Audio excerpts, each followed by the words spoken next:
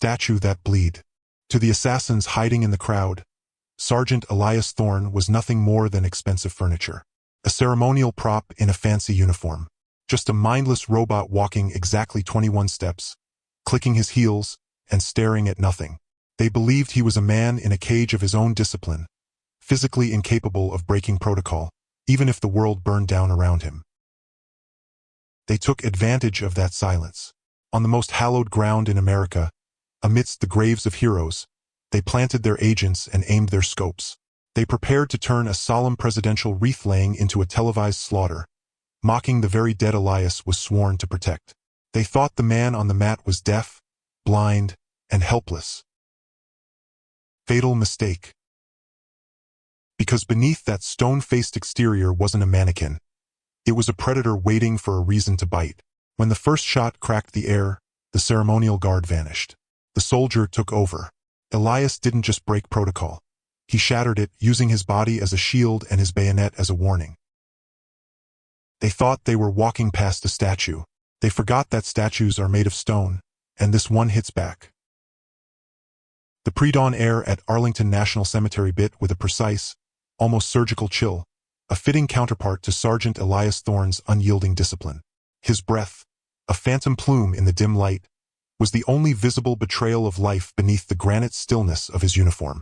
For years, Elias had been a sentinel of the old guard, a living monument to duty, his every fiber honed to an excruciating perfection. His movements, synchronized to an internal metronome audible only to himself, carved a silent, solitary path across the hallowed ground before the tomb of the unknown soldier. Left face, 2 steps, pause. Right face, 2 steps, pause. The rhythmic click of his heels on the polished marble echoed the beat of a nation's heart, a solemn, unbroken promise. Today, however, the hallowed silence was poised for an interlude. The muffled growl of distant engines, growing steadily, heralded the arrival of the presidential motorcade. Elias, outwardly an immutable pillar of stone, felt a subtle shift in the gravitational pull of the atmosphere. The weight of his M14 rifle, familiar and comforting, suddenly felt charged with an electric tension he hadn't anticipated. A sleek black cavalcade swept into view, federal agents swarming out with practiced efficiency, their dark suits a stark contrast to the burgeoning pink and orange hues painting the eastern sky. Dignitaries, aides, and cabinet members spilled from the vehicles, forming a hushed, respectful semicircle as they awaited the president. Elias, fixed in his position, watched through eyes that missed nothing, yet betrayed no hint of observation.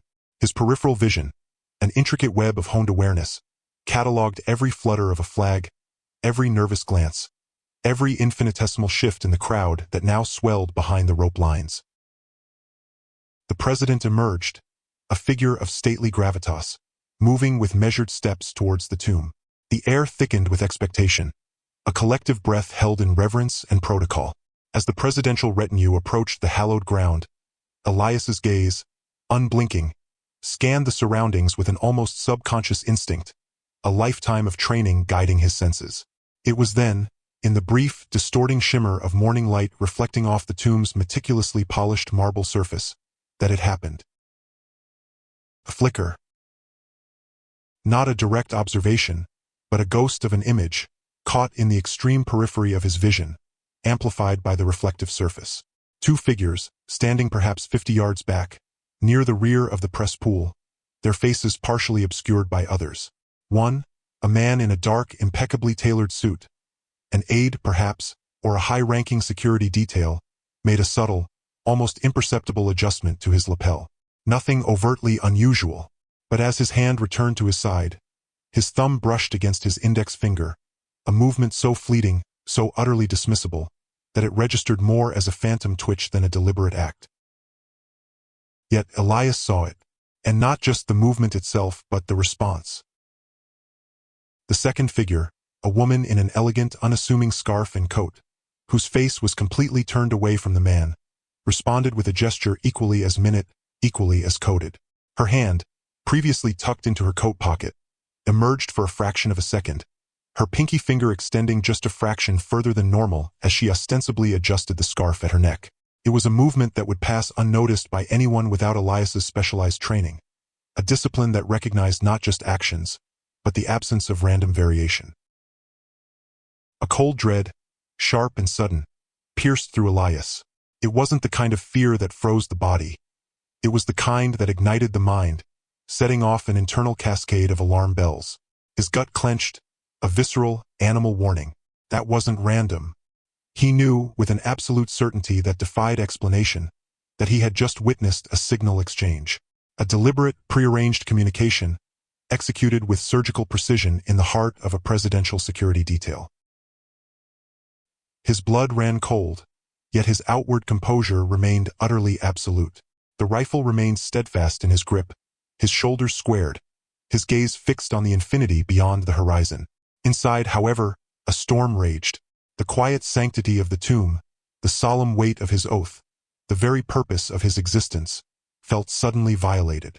He was a guardian, a protector, yet he was bound by the sacred ritual, unable to move, unable to speak, unable to warn. The presidential party was now within mere feet of the marble sarcophagus, the president himself preparing to lay the wreath. His mind, a rapid-fire processor, sifted through every detail. The subtle tension in the shoulders of the man in the suit, the almost imperceptible hesitation in the woman's scarf adjustment, the synchronous timing of their movements despite their apparent disregard for each other. It screamed covert. It screamed coordinated. The implications hit him with the force of a physical blow. This wasn't a random act of protest. This wasn't a lone wolf. This was calculated. This was deep. The individuals weren't on the fringes of the crowd. They were within the secured perimeter, within the bubble of trust. Could they be compromised? Could this ceremony, a symbol of national unity and respect, be a cover? His heart hammered against his ribs, a frantic drumbeat against the steel cage of his discipline. He was the sentinel, the unwavering shield. But what good was a shield if it couldn't move? The thought gnawed at him, a virulent poison, threatening to unravel the very fabric of his decades-long dedication. To break ranks, to shout, to point, that was unthinkable. It would shatter the sacred protocol, disgrace the tomb, and potentially create a panic where none was yet visible. It would be an act of insubordination so profound it could end his career, if not worse. But to do nothing? To let this whisper of treachery echo unheard, potentially leading to catastrophe? The weight of that decision, made in the fractions of a second it took for the president to bow his head in solemn remembrance, threatened to crush him. He was trapped, a silent witness to a potential nightmare, his body an unyielding prison for a mind screaming in alarm. The ceremony proceeded. The wreath was laid. A moment of silence descended, profound and heavy. The president straightened, offered a brief salute, and turned to depart, his security detail closing ranks around him.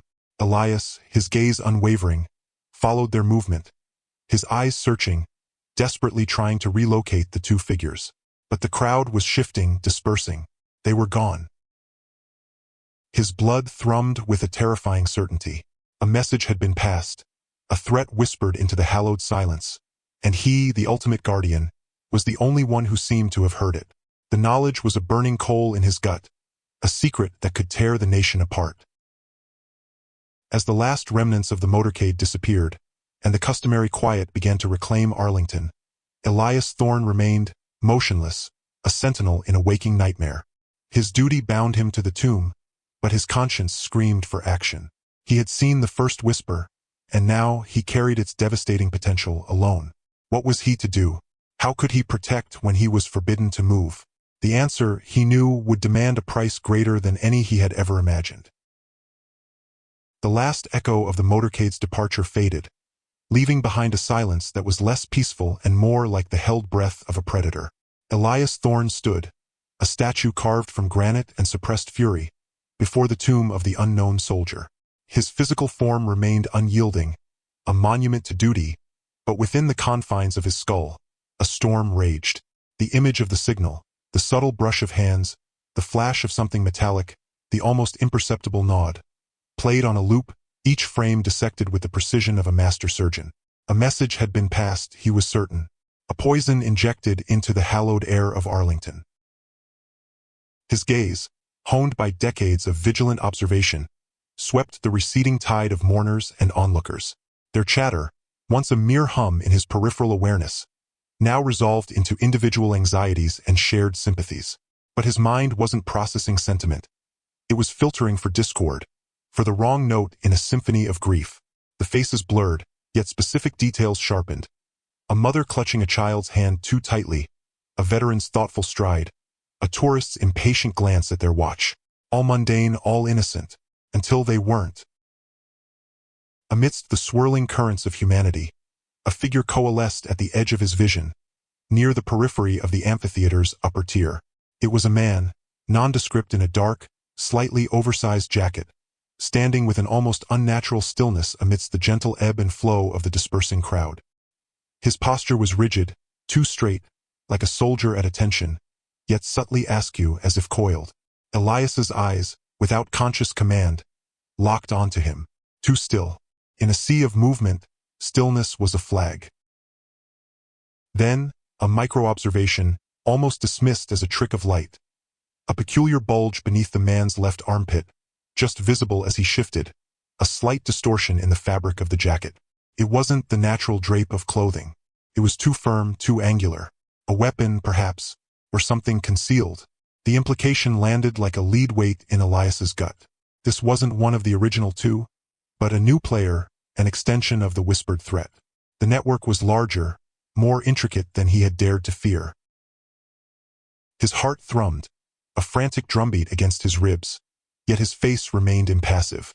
The protocol was a cage of unbreakable steel, binding him to the 21 steps, the rifle, the unwavering cadence. He was a guardian, yes, but of a sacred trust, not of the living world outside his designated perimeter.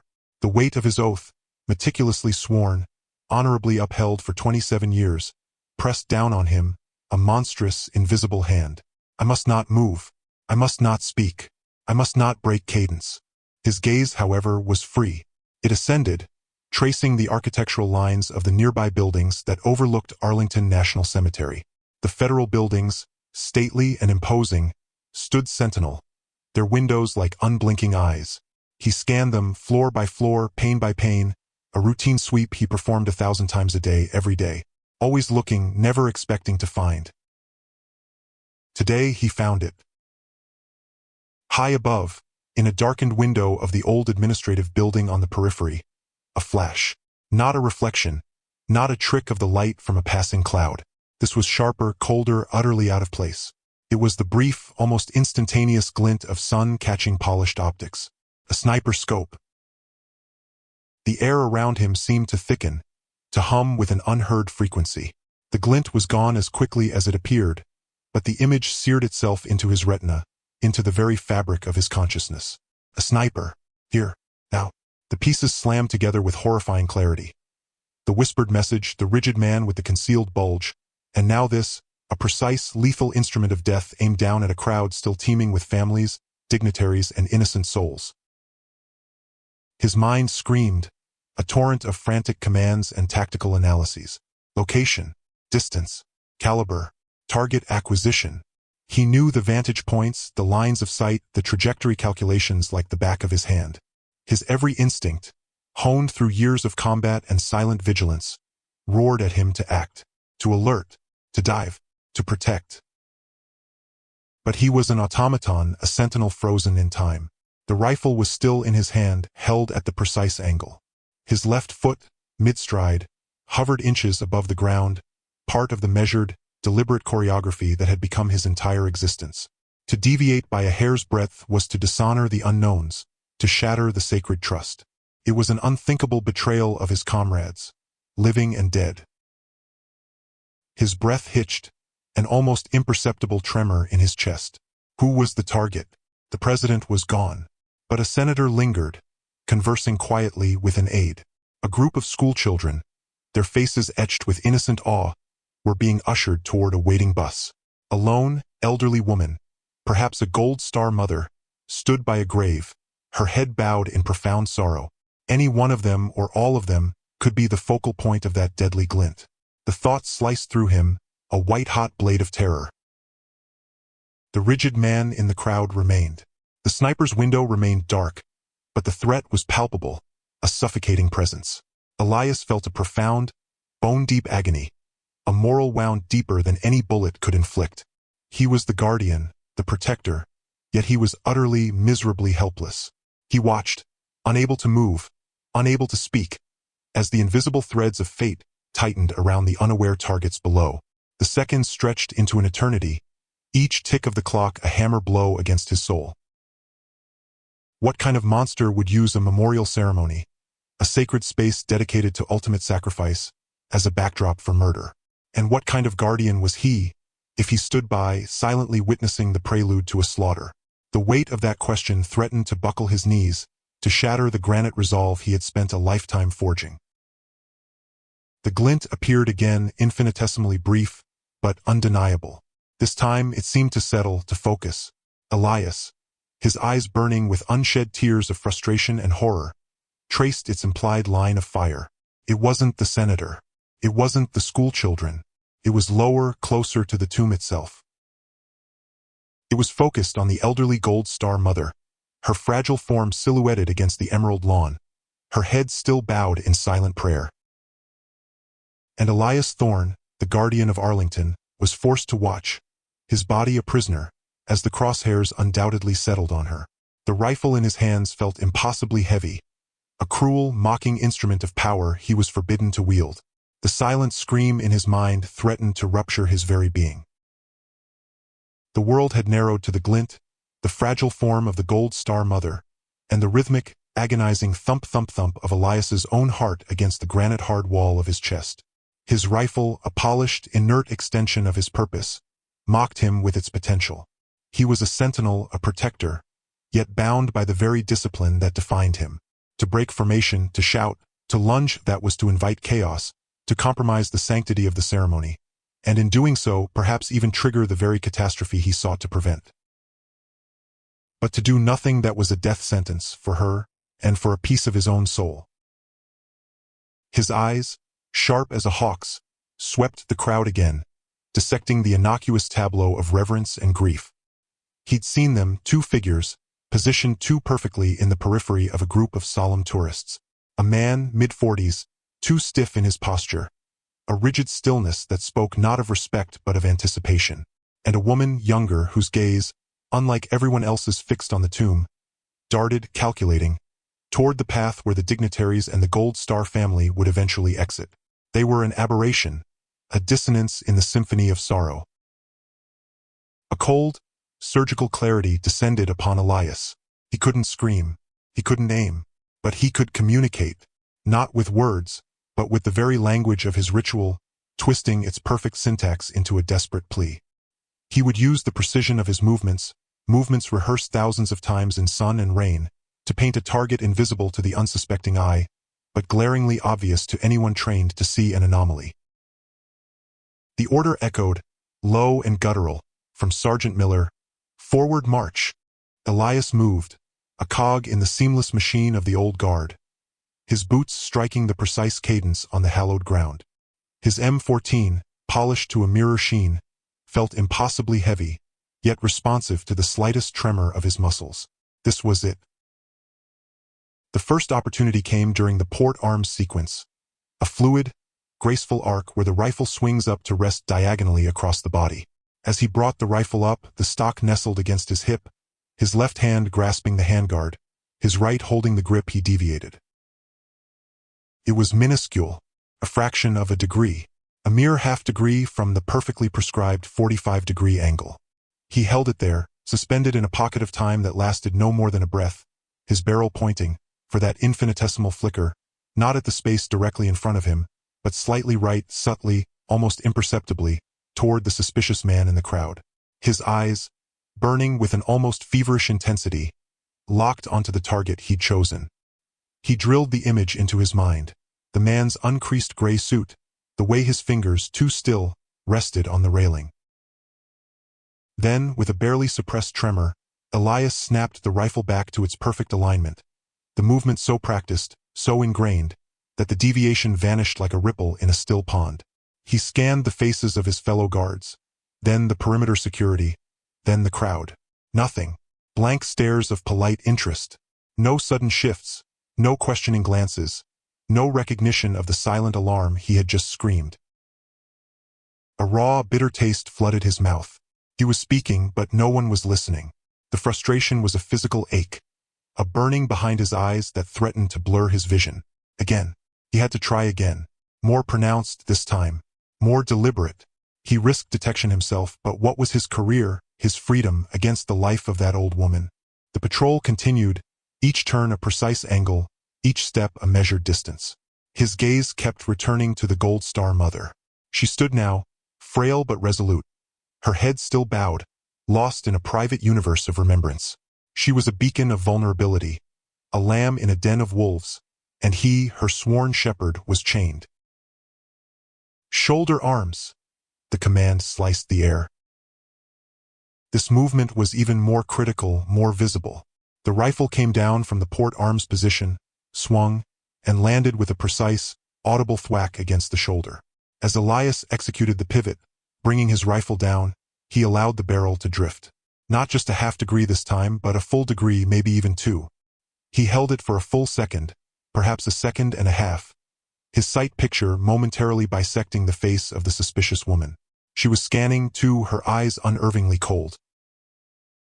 He could feel the tension radiating from his own body, the way his muscles screamed for him to snap back into perfect form. He was pushing the boundary, daring discovery. He imagined a security camera, zoomed in, catching the momentary lapse, the blatant deviation. He imagined the rebuke, the court-martial. But the image of the Gold Star mother, the glint of the sniper scope, superseded all else. Someone, for God's sake, someone see it. He snapped back, the rifle settling with a crisp, official sound, his movements outwardly flawless.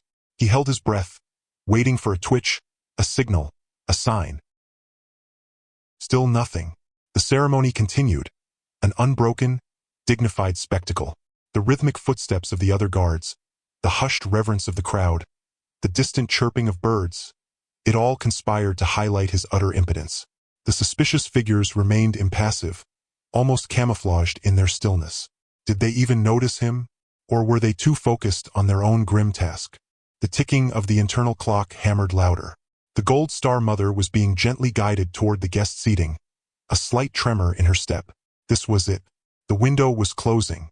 The assassin, wherever he was hidden, would be waiting for her to settle, to be a static target.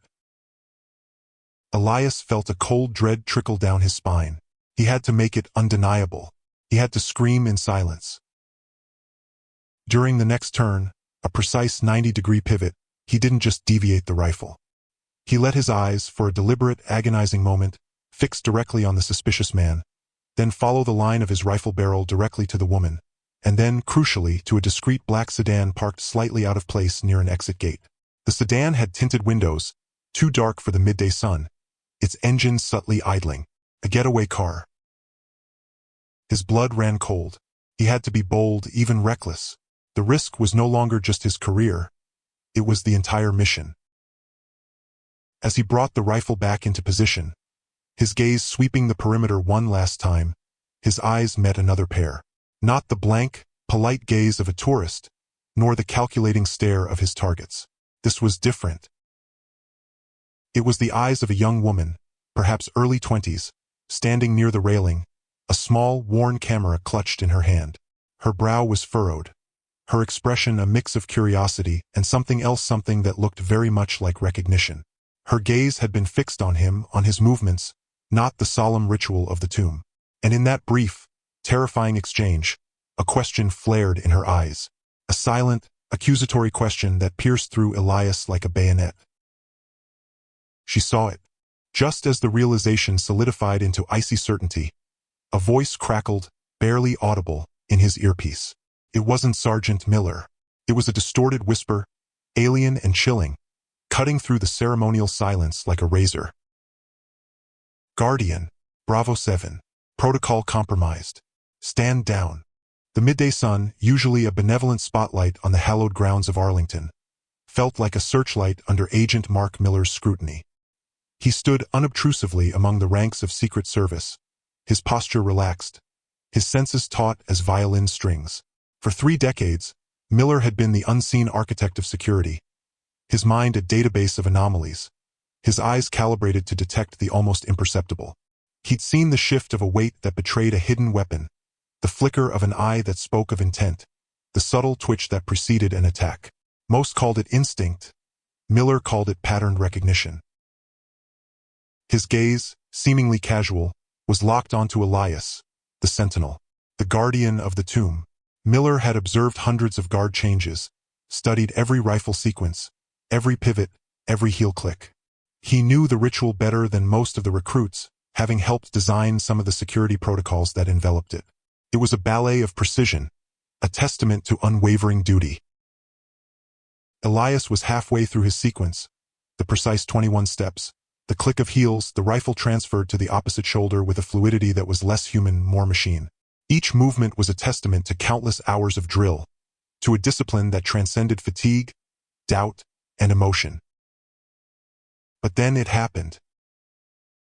As Elias completed the turn at the end of the mat, his left foot, instead of planting with the usual instantaneous, unyielding solidity, seemed to hesitate.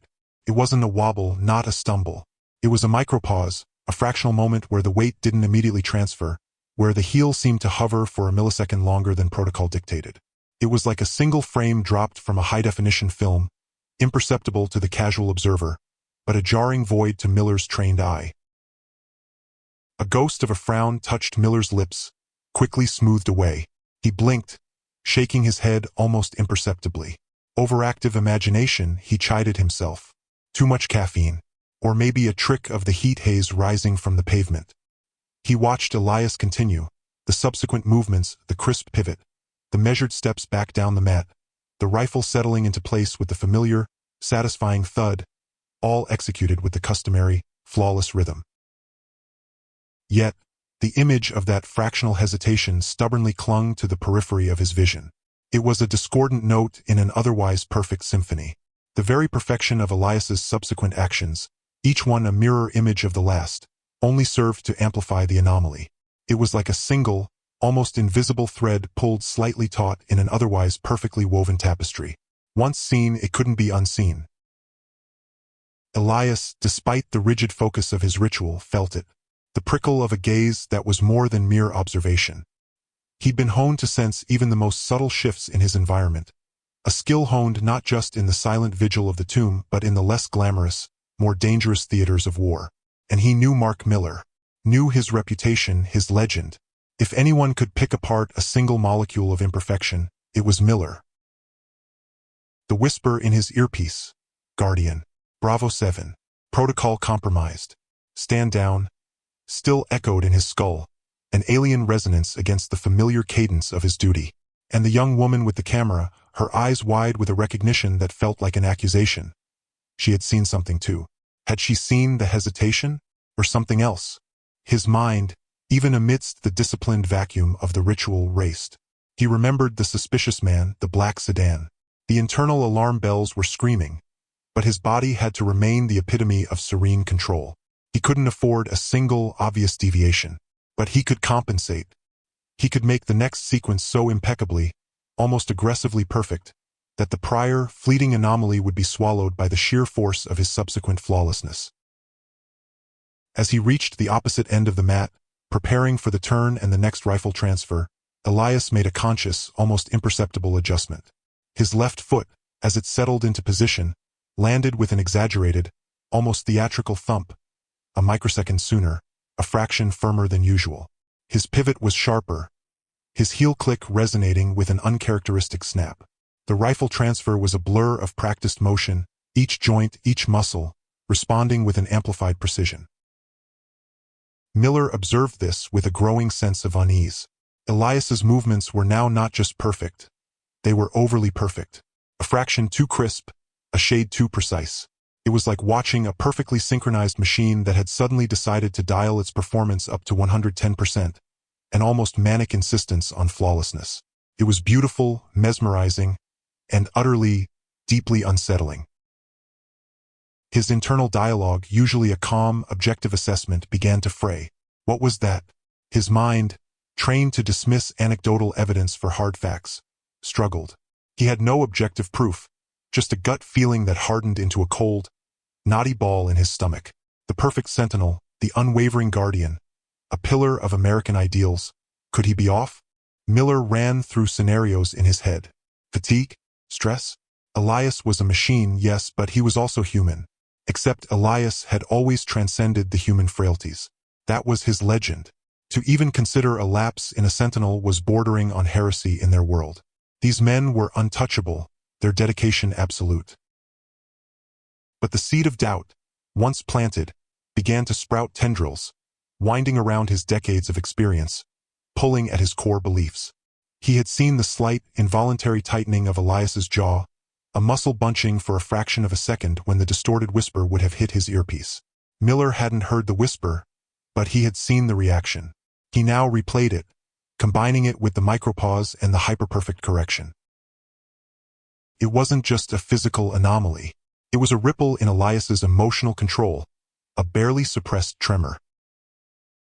Miller's hand instinctively reached for the comms unit hidden in his sleeve, his thumb hovering over the activation button.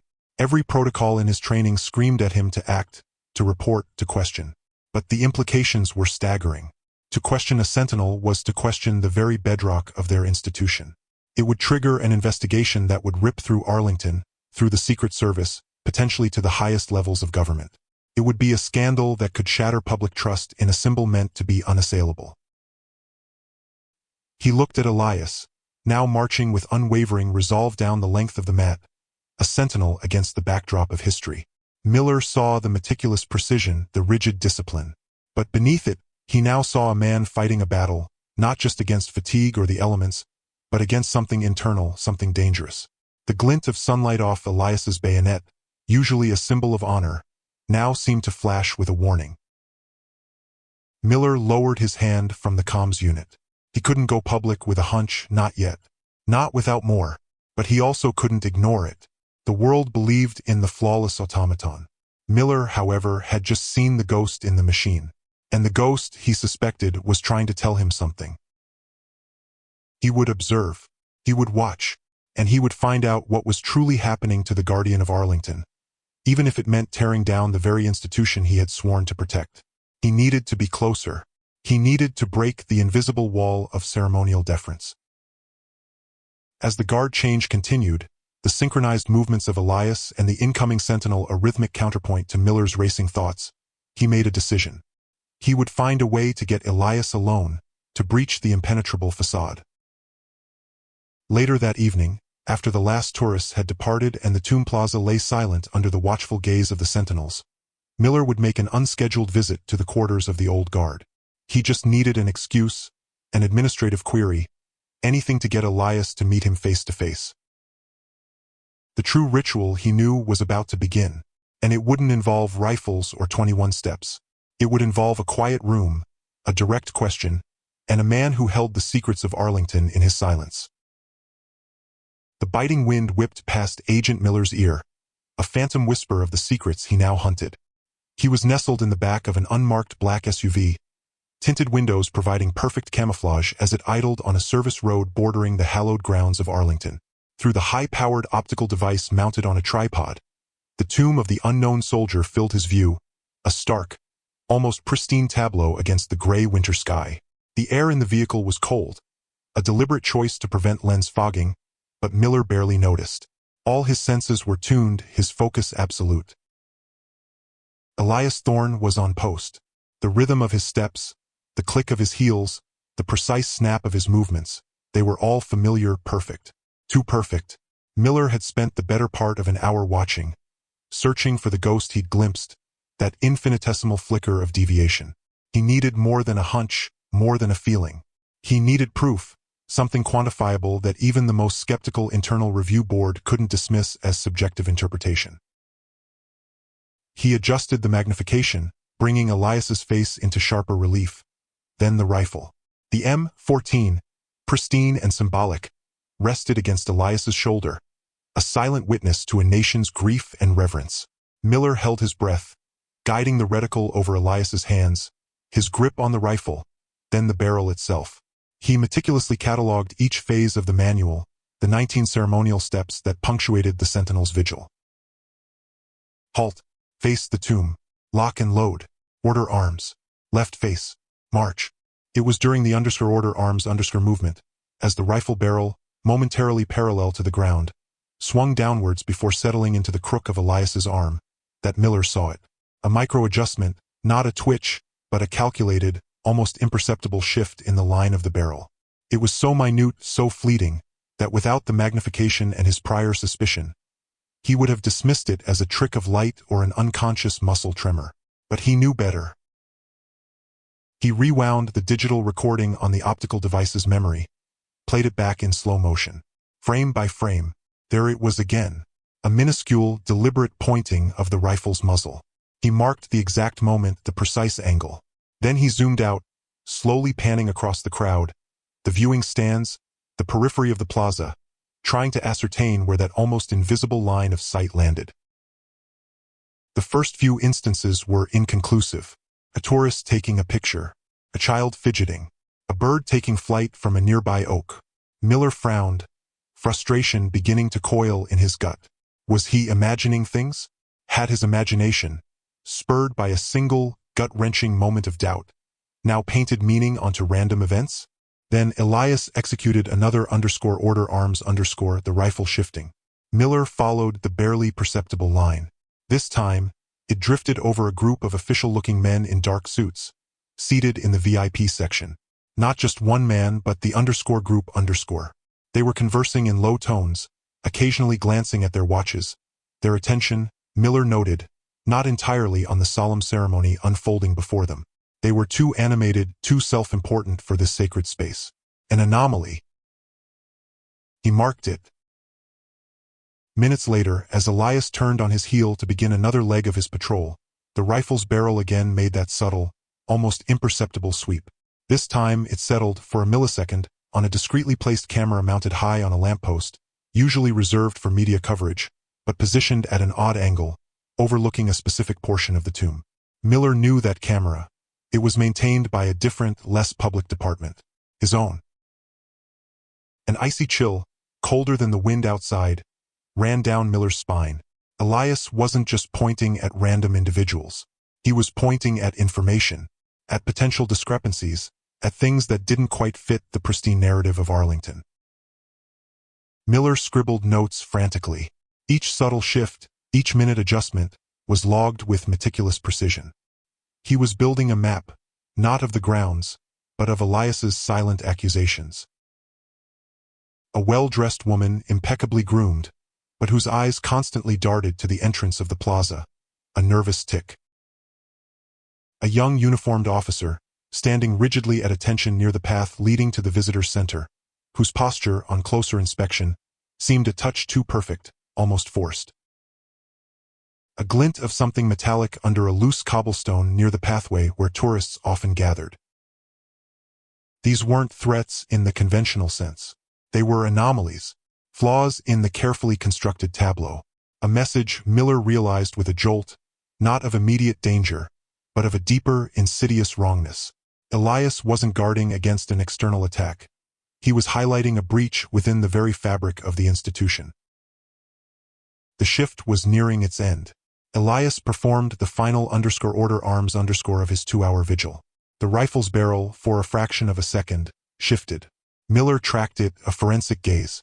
It didn't point at the crowd or the officials or a hidden camera. It pointed directly at Miller's obscured position. Then, as Elias completed his turn, his head remained perfectly straight, his eyes fixed on some distant point, as mandated by protocol. But Miller, through the high-powered lens, saw it. The slight, almost imperceptible shift of Elias's pupils. The brief, intense locking of his gaze, not at the vehicle, but directly into the lens of Miller's optical device. For a heartbeat, time ceased to flow. In the frigid silence of the SUV, Miller felt a tremor pass through him. It was a communication more profound than any spoken word, more chilling than any shouted warning. It was an acknowledgement, a validation. You see me. You see what I see. The message was clear, undeniable. Elias Thorne, the flawless automaton, was a prisoner in plain sight, and he was calling for help. But with that confirmation came a new, terrifying question. What exactly was Elias seeing? And what dark secrets lay beneath the perfectly manicured lawns and stoic monuments of Arlington? secrets so grave that a sentinel, risking everything, was forced to whisper them through the silent language of a rifle barrel. Miller pulled back from the eyepiece, his breath catching in his throat. The plaza still stood, pristine and solemn, but its perfect facade had shattered. He looked at the collected data, the precise angles, the recorded anomalies. The list was growing, weaving a tapestry of hidden surveillance, restless officials, and subtle, disturbing irregularities. He knew he had to meet Elias. Tonight, he had to understand the full scope of this silent rebellion. But a new danger had emerged. Elias knew he was being watched and had chosen to reach out. That meant Elias knew Miller was on his side. But it also meant that if Elias knew, others might also know. And the first rule of uncovering a secret, Miller thought, was that the secret always fought back. The sterile hum of the fluorescent lights in the secure meeting room did little to cut through the Arctic chill that had settled in Miller's gut since Elias's signal. He'd spent the hours since the plaza meticulously compiling data logs, surveillance footage snippets, anomalous entries in duty rosters, and the precise, damning coordinates of Elias's adjustments. It wasn't a smoking gun, not yet, but it was a meticulously woven tapestry of discrepancies that, for a seasoned agent, screamed of something profoundly wrong. Across the polished oak table, Agent Davies regarded Miller with an expression that was a practiced blend of genial authority and mild impatience. Davies, with his impeccably tailored suits and a career trajectory as smooth and predictable as a bullet train, was the epitome of the agency man. He was the kind of superior who knew how to listen without truly hearing, how to nod while mentally dismissing. "All right, Miller," Davies began, steepling his fingers. "Walk me through this again. You're alleging a sentinel, Elias Thorne, is attempting to signal you during a routine public appearance, and that this signal is indicative of what exactly?" His tone was affable, but there was an almost imperceptible tightening around his eyes. Miller pushed a tablet across the table. Agent Thorne made precise, deliberate adjustments to his rifle angle and stance, outside of established protocol, at specific geographical points on the plaza. These points correlate with unusual surveillance anomalies I've been tracking, and a sudden, unscheduled presence of certain personnel. Not Secret Service, not local law enforcement. He paused, letting the information hang. "He's not just nervous, sir. He's communicating." Davies picked up the tablet, his gaze skimming the highlighted sections. "Miller, with all due respect, Elias Thorne is a sentinel. His nerves, his focus, his discipline are beyond reproach. Adjustments to rifle angle can be a myriad of things: glare, a speck of dust, an unconscious habit developed over years of static duty. To leap from that to coded cry for help is a considerable stretch." He tapped a finger against a red-flagged coordinate. "And unscheduled presence of personnel? We deal with a fluid environment, Miller. Dignitary protection is never static. Your anomalies could simply be a reprioritization of assets. With all due respect, sir," Miller's voice was low, unwavering, "I've logged thousands of hours observing Sentinel protocols. Thorne's actions were too precise, too repetitive, too intentional to be random. And the correlation with these specific geographical data points, which incidentally show unusual network traffic spikes right before and after the plaza event, cannot be dismissed as coincidence." He laid out a printout showing a timeline of events. "He was showing me where to look. He was showing me them." Davies set the tablet down, his smile fading slightly. "Miller, I appreciate your diligence. You're a thorough agent, I've always said that. But sometimes, when you dig too deep, you start to see patterns where none exist. You start to connect dots that aren't meant to be connected. Sentinels operate under immense psychological pressure. It's not unheard of for them to develop certain quirks. A quirk that perfectly aligns with anomalies in our own surveillance networks and the sudden appearance of unidentified personnel?" Miller countered, his frustration a sharp edge beneath his professional calm. "Sir, I believe Agent Thorne is trying to tell us that he's compromised, or that the security around the VP is compromised." Davies leaned back, a sigh escaping his lips. "Let's be pragmatic, Miller. If there was an actual threat, Thorne would report it through established channels, not semaphore with a rifle. Your theory, while dramatic, lacks concrete evidence beyond your personal interpretation of a sentinel's peculiar signals." He paused, stroking his chin thoughtfully. "However, I understand your concern. As a precaution, I'll initiate a review of the personnel assigned to the Vice President's upcoming engagements. We'll cross-reference these unidentified individuals you flagged. Miller felt a flicker of hope, immediately extinguished by Davies's next words. But, Davies continued, given the sensitive nature of your unconventional interpretation, I'll need you to stand down from direct observation of Thorne for the immediate future. Your current focus on him might be leading you to confirmation bias. We don't want to create undue stress for a sentinel under high pressure. He picked up a folder. Instead, I'm reassigning your team to a detailed audit of the perimeter security at the upcoming Treasury Department Gala. It's a high-profile event, and we're stretched thin. Miller stared, the words echoing in the sudden silence. The Treasury Gala was critical, yes, but it was not where Elias Thorne would be. It was a deliberate redirection, pulling Miller's team, his assets, his focus away from the very person he suspected was in danger, and away from the very locations Elias had pointed to. It was a classic move, appearing to address a concern while simultaneously neutering its pursuit.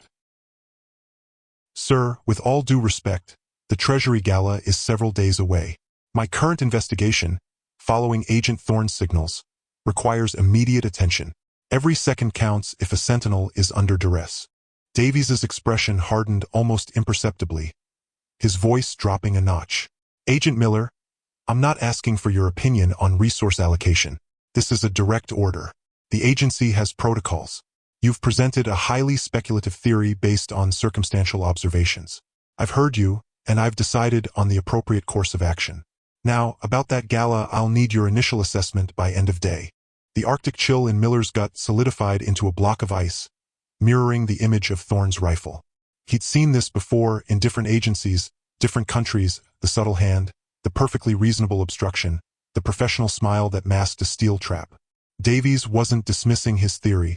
He was suppressing it. He wasn't misinterpreting. He was redirecting. And then the sickening lurch. It wasn't just obstruction. It was too precise, too perfectly aimed at cutting off Miller's access to Elias. Davies knew. Davies understood exactly what Miller was saying, and he was actively working to prevent Miller from acting on it.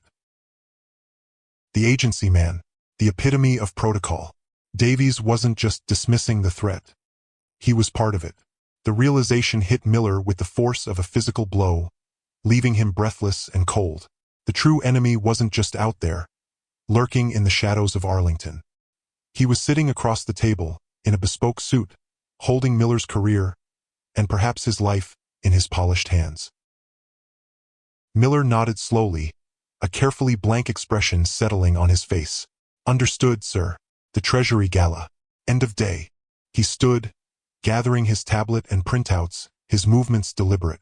Every muscle screamed at him to act, to expose Davies, but he knew better. He was now alone, isolated, inside his own organization. And Davies knew he knew. The game had just changed, and Miller was trapped in the crosshairs.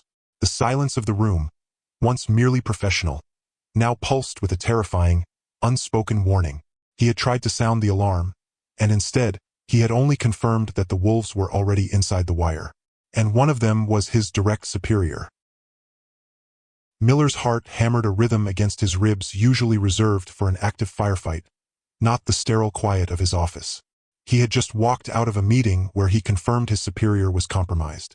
The words "understood, sir" still tasted like ash in his mouth. Davies wasn't just part of the problem. He was a key mechanism in the conspiracy. The realization hadn't just chilled him. It had forged a new resolve, sharper and more dangerous than anything he'd felt before.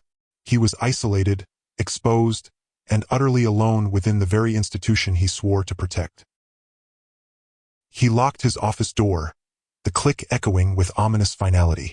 His eyes scanned the room, a practiced sweep for any misplaced object, any glint of surveillance. Nothing obvious, but the obvious was a luxury he could no longer afford. He pulled down the blinds, plunging the room into a muted twilight that matched the landscape of his mind. Every instinct screamed for a direct confrontation, a loud alarm. But Davies wasn't a street thug. He was a spider, nestled in the heart of the web. A direct challenge would be suicide, providing the conspirators ample time to silence him, to vanish the threat he represented. He had to be smarter, quieter, a phantom in the labyrinth. His mind raced, sifting through contacts, protocols, and the unspoken allegiances that truly governed the corridors of power. Who could he trust? The list was short, chillingly so. Most would defer to Davies, to the chain of command, or simply not grasp the monstrous implications of what Miller was suggesting without tangible proof. He needed someone who understood the nuances, the history, the unconventional. Someone with direct access, unimpeachable integrity, and a pre-existing context for the extraordinary. Deputy Director Hayes, head of the presidential detail, a man of quiet integrity, a ghost of the Cold War era whose career had weathered countless storms by remaining steadfastly apolitical, dedicated only to the safety of the president. And, crucially, Hayes had been a close confidant of General Caldwell, the architect of the Old Guard program, Elias. He would understand the historical weight of that designation. Miller pulled out his agency-issued burner phone, a device typically used for highly sensitive, off-grid communications, reserved for situations where official channels were compromised. He activated its one-time encrypted burst transmission protocol, a digital whisper designed to be fleeting and untraceable, leaving no echo in the ether. His fingers hovered over the keypad, the brevity of the message a testament to the colossal risk he was taking. Too much detail would expose everything, including his insubordination. Too little, and Hayes might dismiss it as a random, paranoid blip. It had to be a precise dart, aimed at the exact soft spot of Hayes's experience. _Hayes. Unconventional alert. Old Guard asset. Immediate assessment required. Confirm receipt. _ He hit send. The phone whirred for a fraction of a second, a flicker of light, then went silent, its memory wiped clean of the transmission. He stared at the blank screen, the silence now deafening. He had cast his only lifeline into the void, gambling his entire career, possibly his life, on the hope that Hayes would interpret the deliberately ambiguous message with the urgency it deserved. He was a man suspended over an abyss, holding onto a single threadbare rope. The waiting, he knew, would be the longest part. Meanwhile, across the hallowed expanse of Arlington National Cemetery, the solemn pomp of the ceremony moved with the slow, inexorable march of a death knell. Elias Thorne, a marble statue carved from flesh and bone, stood sentinel beside the tomb of the unknown soldier. His M14 rifle, a gleaming extension of his own formidable discipline, was held with the familiar precision of 1,000 drills. The sun, once a harbinger of a new day, now beat down with an oppressive weight, casting long, stark shadows that seemed to shorten with every passing minute, mirroring the rapid decay of his remaining options. He could feel it, a prickling sensation beneath his skin, the almost imperceptible tremor of time accelerating. The president was speaking, his voice a steady cadence echoing across the rows of white headstones. The ceremony was reaching its apex, the moment of profound silence, the wreath-laying, the final salutes. The window for action was closing irrevocably. Miller, he hoped, was seeing something, doing something, but hope was a flimsy shield against the encroaching darkness. Elias had to act. He had to send a signal clear enough for Miller, or perhaps even for the conspirators themselves, to understand that their game was seen. A deliberate breach of protocol, cloaked in the guise of an accident. A message carved not in words, but in the brutal language of the bayonet. The honor guard was preparing for the final rifle volleys, the crisp command hanging in the air. Elias's eyes, hidden beneath the brim of his campaign hat, flickered across the assembled dignitaries, the press, the crowd. His gaze snagged on the man Miller had described: the smooth, tailored suit, the impeccably coiffed silver hair, the subtle air of command that belied his position as a mere observer. He stood a few rows back, discreetly positioned, but utterly magnetic in his stillness. The drill began, a synchronized dance of disciplined grace. The rifle was raised, lowered, presented, all with the fluid precision of a well-oiled machine. His movements were flawless, ingrained, a muscle memory perfected over decades. But then, as the rifle was brought down from a present arms to a carry position, Elias made his move. A fraction of a second, a micro-adjustment of his grip. The M14, instead of returning to its precise vertical resting place, canted ever so slightly, the polished steel of the bayonet extending just an inch too far forward, its razor tip glinting in the harsh sunlight. It wasn't a direct lunge, nothing so overt as to draw immediate alarm. It was a drift, A moment of almost imperceptible misdirection. The gleaming point of steel momentarily but unmistakably aligning itself with the chest of the man Miller had identified. It was a flicker, a momentary misalignment that only the most highly trained eye, or the most acutely watchful target, would catch. To the casual observer, it would be a barely perceptible tremor, a soldier momentarily off-kilter. To Elias, it felt like screaming a warning through a megaphone. For a heartbeat, the world seemed to hold its breath. Elias's peripheral vision caught the slightest tightening around the man's eyes, a minuscule flinch in his posture, a fleeting moment of stark, raw recognition. The message had been received. Then, with the practiced grace of a master regaining control, Elias corrected the rifle, the bayonet snapping back into its perfectly aligned position. The drill continued, seamless, unbroken. No one else seemed to notice. The man in the suit, too, had regained his composure, his expression now impassive, like a stone. But the message had been sent. A line had been crossed. Elias felt a cold calm settle over him. He had chosen his path. He had declared himself. The silent war had just escalated. Now the waiting began, for the inevitable response, for the repercussions that would shatter the fragile peace of Arlington. He had dared to betray the silent expectation of his stoic discipline, all to expose a deeper betrayal. The Guardian had finally, unmistakably, moved, and he knew with chilling certainty that he had just painted a target on his own back. The ceremony now truly felt like a countdown. Hayes's office, a starkly modern enclave in the heart of Washington, pulsed with a tension that belied its silent, controlled atmosphere. The secure video feed from Arlington rendered the solemn ceremony with clinical precision on the large screen, a tableau of reverence that was now, for Hayes, a deceptive shroud. His eyes, usually cool and analytical, darted between the stoic faces of the honor guard, the impassive crowd, and a specific, discreetly highlighted figure, Agent Davies. Miller's breathless, coded message, received barely minutes ago, had ripped through the bureaucratic calm like a scalpel. "Sir Elias," he gave the signal. "Davies. I repeat, Davies." The words were a cold current, flowing directly from Miller's panicked whispers to Hayes's gut.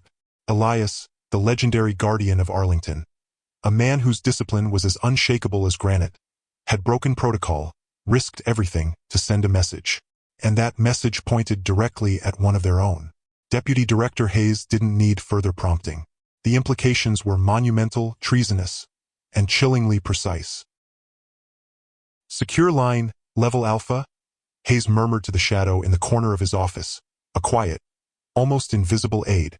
"No logs, no trace. I want a complete, live feed overlay on Agent Davies's comms and biometrics. Cross-reference all known terror watch lists against every individual within a 5-block radius of the tomb of the unknown soldier. Prioritize anyone identified by Elias Miller in his previous reports. Do not, under any circumstances, allow for any visible deployment or overt action. This stays contained, for now." The aide, a man named Sterling whose placid demeanor hid a mind like a steel trap, simply nodded, his fingers already dancing across a secure console. Hayes watched the Arlington feed, a cold knot tightening in his stomach. He saw Davies, subtly shifting his weight, his gaze scanning the perimeter with an intensity that now felt less like vigilance and more like proprietary oversight. A flicker of disquiet crossed Davies's face, a phantom movement around his eyes, gone as quickly as it appeared. "He knows," Hayes thought, a grim confirmation. Elias's message landed. The screen now overlaid faint, iridescent boxes around a handful of faces in the crowd. Faces Miller had flagged in Elias's earlier, dismissed reports now reprioritized. A woman with an overly large hat, a man fiddling incessantly with his smartphone, another adjusting his tie with unusual frequency. They were anomalies, subtle dissonances in the orchestrated calm. But they were just that, anomalies, not clear threats. Hayes felt the weight of an impossible choice pressing down on him. Move overtly, trigger a panic, and potentially force these cells to activate prematurely, unleashing chaos in the heart of a sacred ceremony? Or wait, watch, and pray his gamble didn't cost the lives of hundreds, including the president? The moral calculus was sickening. Davies felt the chill of exposure crawl up his spine, a sensation he hadn't experienced since his days deep undercover, cornered in a grimy Beirut safe house. Elias's almost imperceptible signal, That split-second miscalculation of the bayonet, the micro-expression of recognition. It was a whisper of accusation heard only by those whose lives depended on decoding such nuances. Davies had frozen for a fraction of a second, then reasserted his calm. But the message was clear. I see you. He tightened his jaw, his eyes sweeping over the vast, somber crowd. The net, he realized, was tightening. Miller, the earnest, perpetually anxious Miller, had gone to Hayes. That much was obvious. And Elias, the silent, unyielding Elias, had just burned his own cover to send a signal. He hadn't expected the Guardian to break ranks. It was an unforeseen variable, an infuriating, sentimental act of patriotism. Davies's comms unit buzzed, a coded signal from his own private channel. Window narrowing. They're watching. A cold fury simmered beneath his composed exterior. He had orchestrated this for months, a symphony of precision and plausible deniability. He wouldn't let a principled soldier and a nervous analyst derail it. His fingers tapped a quick sequence on his secure tablet, sending a message to the tactical team assigned to Miller. Reroute Miller's comms to local channel Beta 7. Prioritize all presidential detail. His team needs to focus. He's becoming a distraction. It was subtle, deniable. Miller wouldn't be cut off entirely, but his ability to communicate with Hayes or any external command would be severely hampered, relegated to a secondary, less urgent channel. It would isolate him, make his frantic warnings sound like static against the more pressing security updates regarding the president. Davies watched Miller on a discrete feed.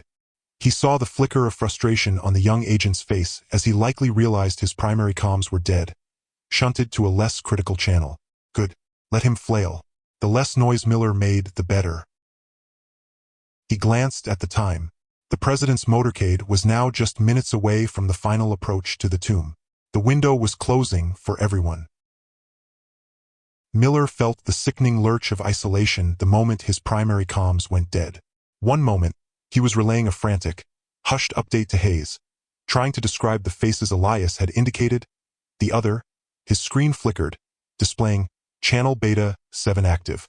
Priority override. Presidential detail. His direct line to Hayes was gone, swallowed by a bureaucratic black hole, replaced by a channel meant for localized, non-critical updates. No, not now. He tried to re-establish the connection, but the system locked him out. A cold dread seeped into his bones. This wasn't a glitch. This was deliberate. Davies. It had to be Davies.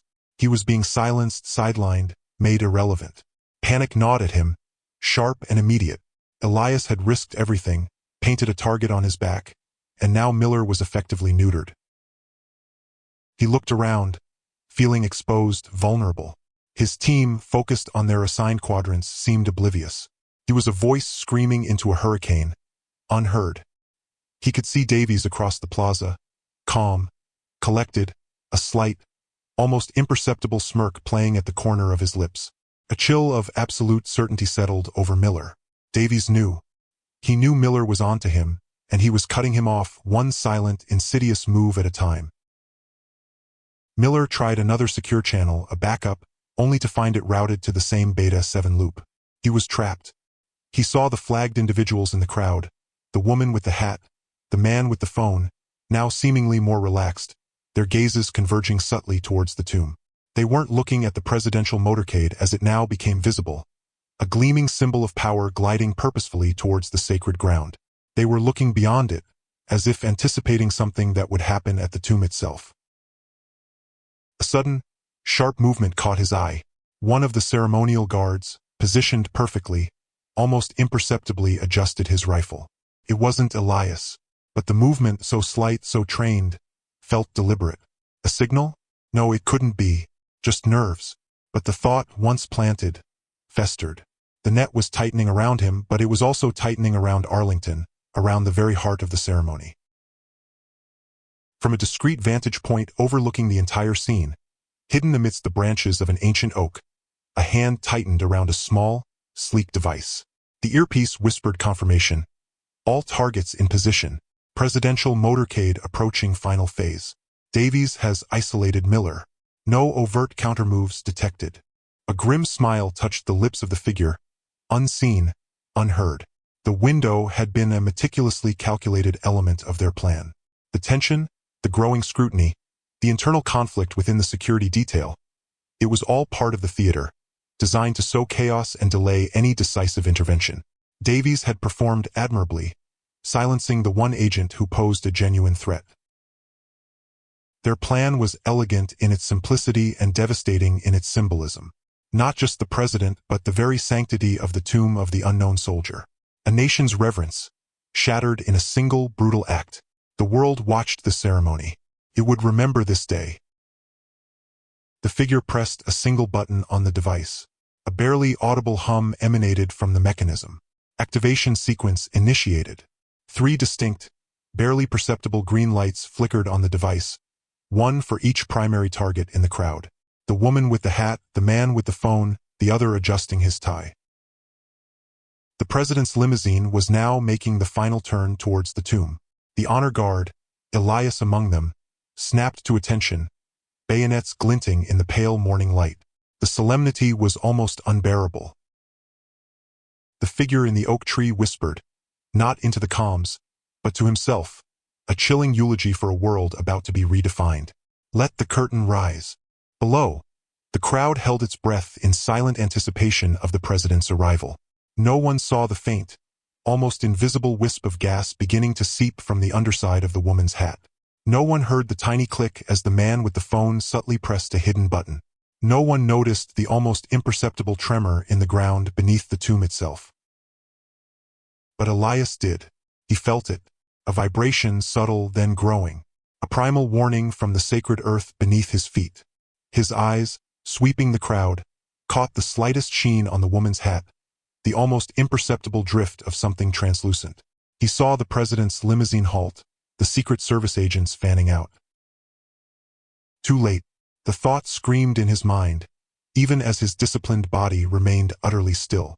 He had sent his warning. He had done all he could. Now the stage was set and the first act of the massacre was already in motion. The silence was about to be broken by a roar. The president took the final 2 steps, his hand lifting, poised to lay the wreath. The solemn hush over Arlington was profound, a reverent blanket woven from generations of sacrifice. Elias, a living statue, felt the stillness as a pressure, a coiled spring within his own body. He knew what was coming. The faint tremor underfoot had intensified, a low thrumming that resonated through the earth, directly into the polished leather of his boots. His eyes, fixed straight ahead, absorbed everything in his peripheral vision. The almost imperceptible wisps of gas now clearly visible against the dark suit of the woman in the hat, the glint of metal reflecting off the man's phone. Now, the ground beneath the tomb of the unknown soldier bucked. Not an earthquake, but a sharp, localized heave, as if the sacred earth itself had convulsed in pain. A deafening crack tore through the air, sending dust, small stones, and ancient marble dust showering upward from the base of the monument. A precisely timed, subterranean charge, designed not to kill directly, but to shatter composure to create a vacuum of shock. Screams, thin and piercing, erupted from the crowd. In that split-second vacuum, the woman in the hat moved.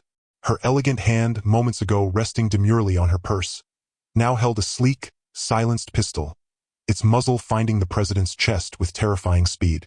Beside her, the man with the phone dropped it, revealing a similar weapon. His eyes locked onto a nearby dignitary, and from the opposite flank, where the man had been adjusting his tie, a third assailant rose, an assault rifle appearing as if conjured from thin air, its barrel swinging towards the presidential podium. Time fractured. The pistol shot was a whisper compared to the crowd's sudden shriek, but Elias heard it, saw the muzzle flash, the trajectory. His body, trained to an impossible degree, didn't think. It acted. The M14 rifle, held at the ceremonial present arms, did not waver from its vertical axis, yet its barrel flickered. A barely perceptible, lightning-fast twitch, a blur of polished steel. The incoming round, a high-velocity slug aimed at the president's heart, didn't strike flesh. Instead, it struck the rifle's bayonet lug with a sharp, metallic ping, sending a shower of sparks into the air as it was violently deflected into the marble behind the president, gouging a shallow crater. Without a pause, without breaking the ironclad rigidity of his posture, Elias shifted. It was less a step, more an instantaneous reorientation of mass. His broad shoulder, his entire frame, became a living bulwark, physically blocking the direct line of fire from the woman with the hat to the president. He knew the next shot would be for him. And it was. The second shot from the silenced pistol thudded into his left shoulder, tearing through the pristine uniform, a sickening wet sound lost amidst the rising tide of screams. He felt the impact, a brutal punch, but his stance did not falter. His eyes, fixed and unwavering, met the terrorist's gaze, a silent challenge in the face of death. The dam broke. The air was thick with the acrid scent of gunpowder and the raw, animal stink of fear. Secret Service agents, already moving, reacting not just to the initial blast but to the precise warning Miller had relayed, were a whirlwind of controlled violence. Black suits moved with brutal efficiency, weapons drawn, shouting commands that were swallowed by the cacophony.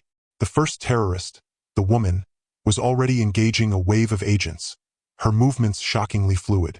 The man with the phone gun was cut down in a hail of gunfire, his body collapsing onto the sacred grass.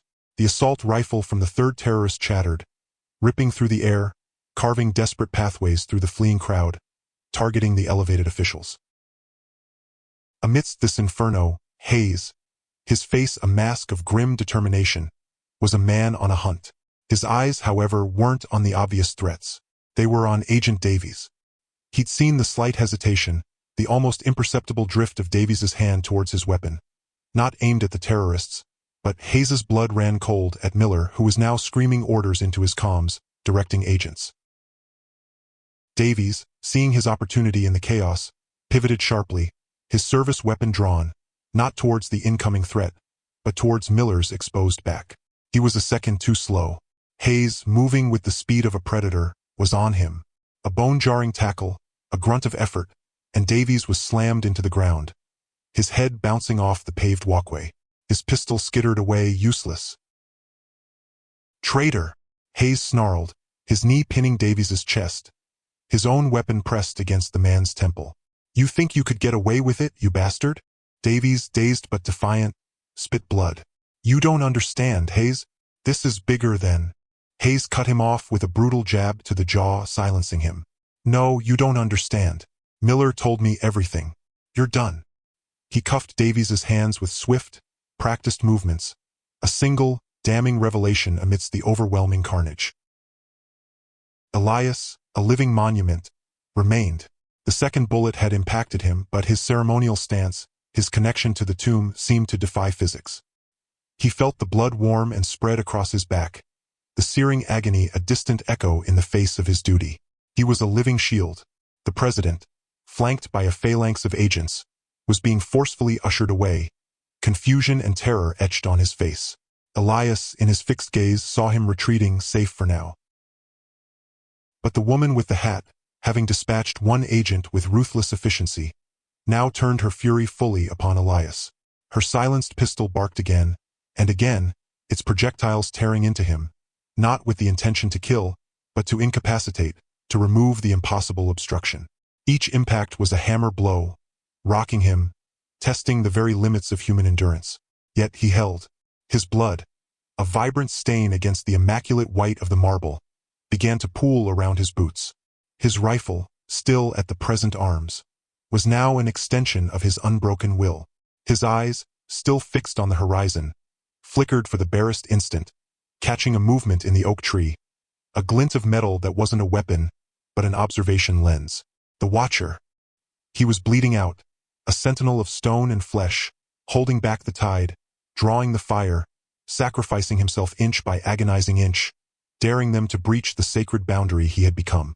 He knew his end was near, but his purpose was fulfilled. The president was moving, but the assault rifle from the third terrorist continued its deadly song, now aimed towards the president's retreating motorcade, its bullets chewing up the asphalt. The battle for Arlington had just begun, and Elias, the Guardian, was already falling.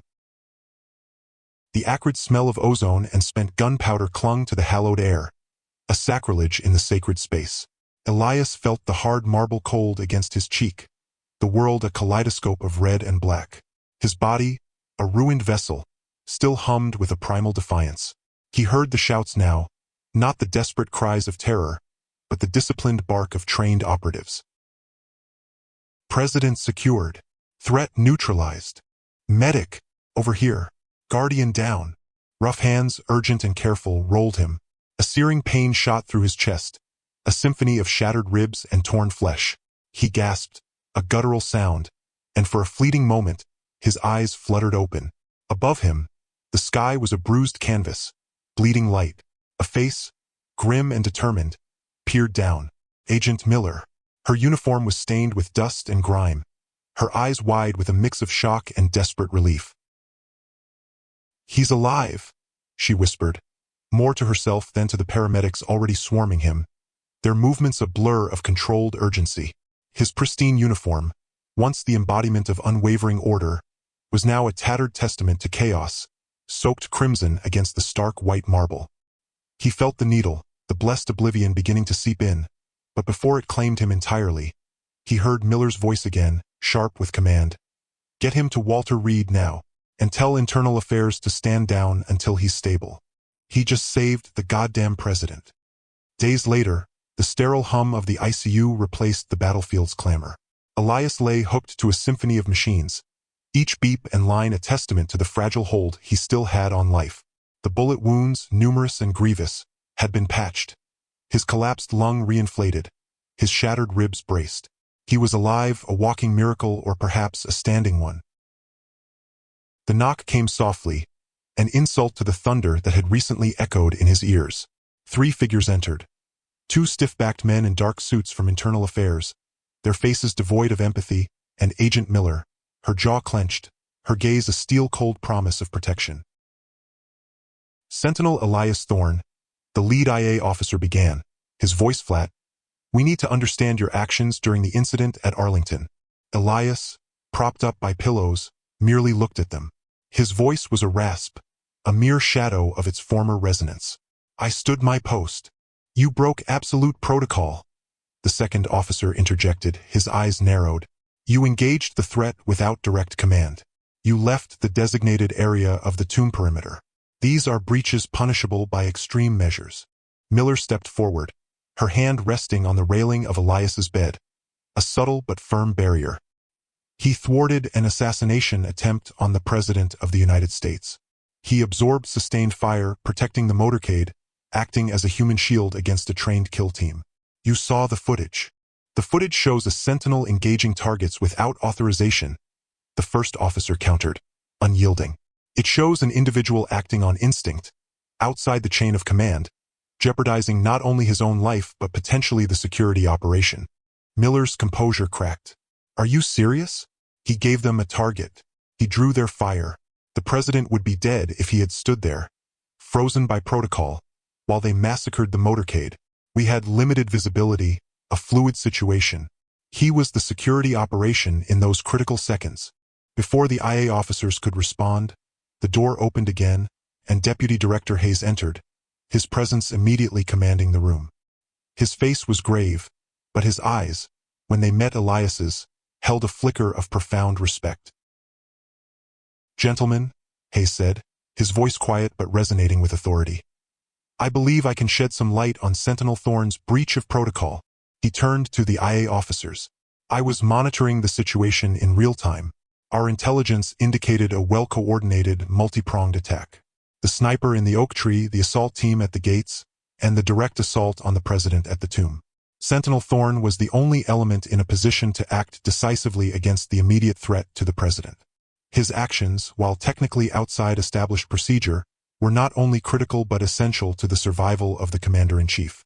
He bought us the precious seconds we needed to neutralize the primary threats.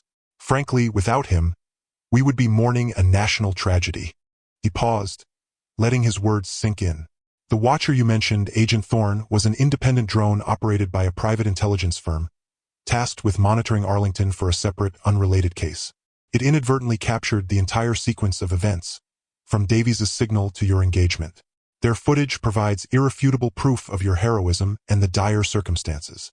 The IA officers shifted, their rigid posture finally wilting under the weight of Hayes's testimony and the undeniable evidence. They had their rules, but the rules hadn't accounted for a guardian willing to die to protect a nation's heart.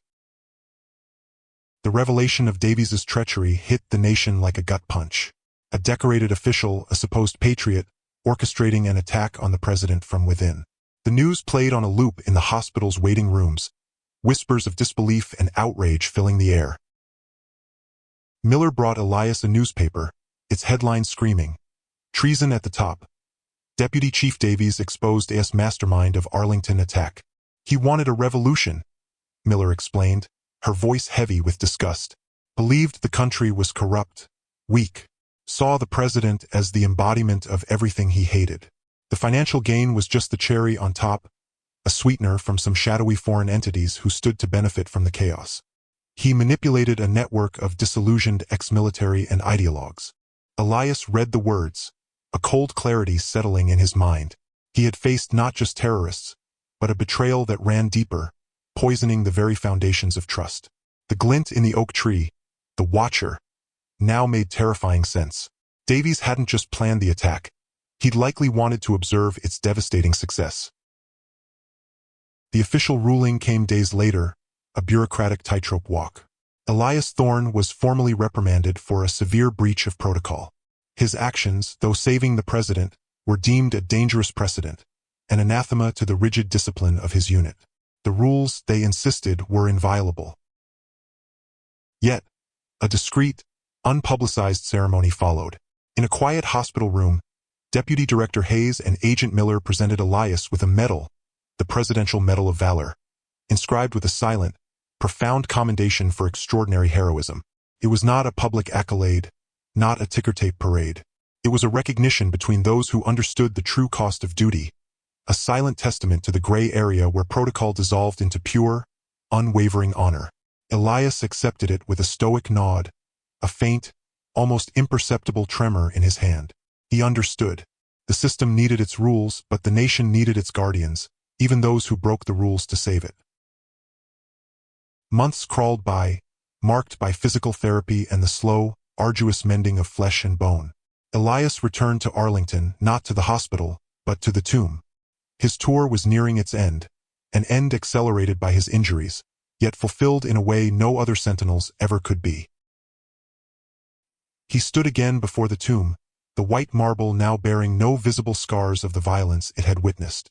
The air was cool, the silence profound, a stark contrast to the cacophony that had once shattered its peace. His uniform, freshly pressed, felt different now. He wore it not just as a symbol, but as a second skin that had endured unimaginable stress, a mantle imbued with sacrifice. He completed his final walk, his steps measured, precise, each movement a silent prayer. The weight of the uniform was immense, a physical manifestation of the generations of sacrifice it represented, the unspoken vigilance required to safeguard a nation built on ideals so fiercely contested. He thought of Davies, of the terrorists, of the insidious darkness that always sought to unravel what others had died to protect. He thought of the rules he broke, the duty he upheld, and the profound, often unseen, courage it demanded. As the relief sentinel approached, Elias performed his final change of the guard, a ritual steeped in centuries of honor. He presented arms, then lowered his rifle, the familiar weight now carrying a different resonance. He turned, stepping away from the tomb for the last time as an active guardian. A profound internal peace settled over him, not the peace of exhaustion, but the peace of understanding. He had found his truth in the crucible of chaos, in the terrifying space where duty transcended all rules. The incident would forever be a testament, not just to a breach of protocol, but to the unwavering spirit of those who stood guard, and the true, complex meaning of honor. He walked away, leaving the tomb to its eternal vigil, a guardian who had broken the mold, carrying the quiet burden of his heroism and the profound stillness of a soul at peace. His journey as a sentinel was over, but the echoes of his duty would forever resonate in the sacred ground of Arlington. A silent, powerful warning that while rules might bend, true honor never breaks.